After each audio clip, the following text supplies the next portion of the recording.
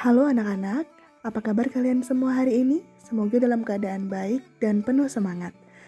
Hari ini kita akan belajar tentang moco lan nulis teks geguritan atau membaca dan menulis teks puisi. Moco geguritan ora mung moco ukara sing tanpa makna.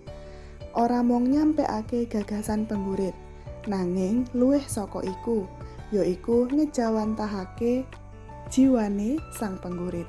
Dengan kata lain, membaca puisi, membaca geguritan tidak sekedar membaca kata demi kata, tetapi harus mampu menyampaikan makna yang terkandung dalam setiap kata yang telah ditulis oleh penggurit atau penulis puisi.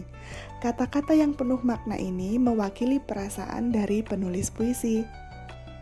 Oleh karena itu, ada tahapan-tahapan yang harus diperhatikan oleh seseorang yang akan membaca puisi atau geguritan. Mari kita simak. Tahap 1. Interpretasi atau yang biasa kita kenal dengan penafsiran atau memahami makna geguritan. Memahami isi geguritan minangka tahap awal sing kudu ditindakake kanggo mangerteni makna sing kinandhut ing saben tetembungan. Jadi, memahami isi geguritan ini harus dilakukan pada bagian awal sebelum kalian membaca teks puisi. Pada tahap penafsiran atau memahami makna geguritan, kalian harus betul-betul jeli dan teliti menentukan makna dari setiap kata, karena kata atau tembung yang digunakan dalam menulis puisi bukanlah kata yang bermakna sebenarnya atau lugas. Tahap 2. Vokal. Vokal memiliki beberapa bagian yang juga harus diperhatikan ketika kita ingin membaca sebuah puisi atau teks geguritan. Yang pertama adalah artikulasi. Pengucapan tembung kudu utuh lan cetha. Diksi atau pilihan kata yang diucapkan harus disertai dengan tekanan yang jelas dan bervariasi. Tempo. Tempo adalah cepat atau lambatnya ketika kita membaca dan melafalkan tiap kata dalam puisi. Kita harus pandai mengatur dan menyesuaikan kekuatan nafas untuk mengambil jeda dan memulai ketika akan membacakan puisi. Dalam membaca puisi, kita juga harus memperhatikan dinamika dan mengaturnya dengan baik, dengan cara mengatur suara kita menjadi lirih ataupun menjadi lebih lantang.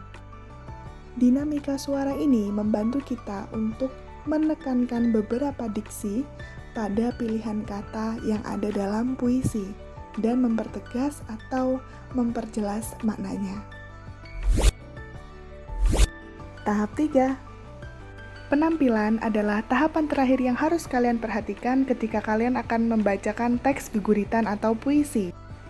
Penampilan ini dibagi menjadi 3 bagian. Yang pertama adalah obah mosike awak. Yang kedua adalah komunikasi, yang ketiga adalah ekspresi. Obah mosike awak, waktu maca geguritan iku kudu selaras karo isine geguritan. Obah awak, obah tangan, sikil utawa perangane awak liyane aja nganti ampang utawa ora ana tegese. Yang dimaksud di sini adalah gerak tubuh kalian harus sesuai dengan makna dari puisi tersebut.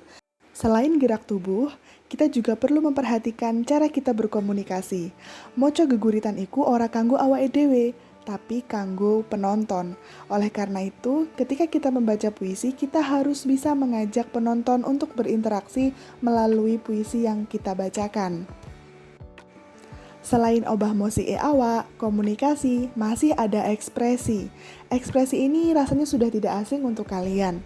Ekspresi adalah owah-owahan praupan atau mimik wajah yang selaras dengan suasana dari puisi tersebut.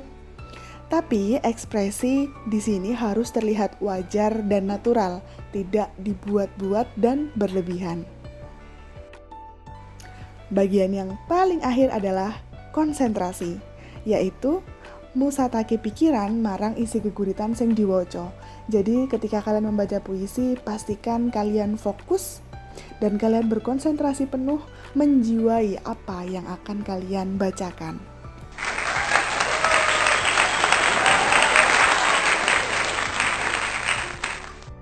Nah, setelah kalian tahu bagaimana cara membaca geguritan yang baik, sekarang kita memasuki bagian berikutnya, yaitu menulis geguritan dengan baik.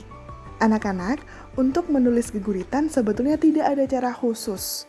Tetapi karena menulis puisi atau geguritan ini termasuk dalam bidang keterampilan, kita wajib atau harus sering-sering untuk berlatih supaya kita lebih terampil dan terbiasa untuk menulis puisi.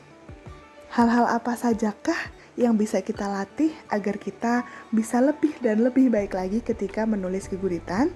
Yang pertama adalah nemtoake tema, atau menentukan tema yang akan kalian tulis dalam puisi kalian. Tema ini sangat penting karena akan menjadi patokan agar puisi yang kalian tulis tidak rancu maknanya. Yang kedua adalah menentukan objek yang akan kalian tulis. Objek ini bisa berupa barang yang menarik atau bisa juga pengalaman yang ingin kalian ceritakan.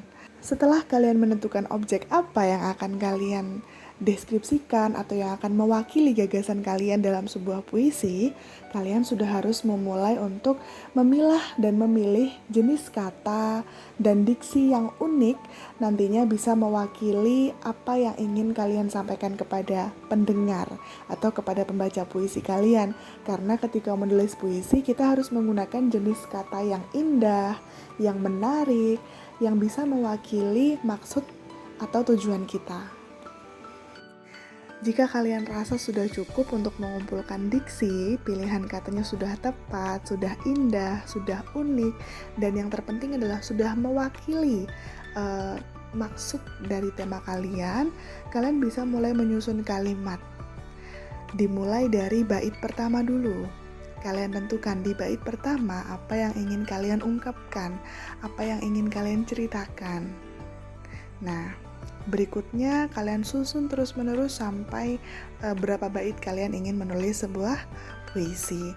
Nah, setelah kalian sudah menyusun beberapa bait, kalian bisa mulai menentukan tipografi atau bentuk dari puisi kalian. Biasanya ada yang rata kanan, rata kiri, ada yang zigzag, dan lain sebagainya. Yang terakhir adalah langkah yang harus kalian ambil, yaitu membaca kembali dan merevisi apabila ada kata yang rimanya kurang menarik atau kurang seirama dengan rima yang lain. Jadi pastikan langkah-langkah ini kalian lakukan dengan baik agar puisi yang kalian tulis menarik dan berkualitas. Terima kasih kamu sudah mau mendengarkan dan memperhatikan apa yang Budela sampaikan. Semoga materi membaca dan menulis teks geguritan ini bermanfaat dan bisa kalian aplikasikan dalam kehidupan sehari-hari. Tetap jaga kesehatan dan semangat. Wassalamualaikum warahmatullahi wabarakatuh.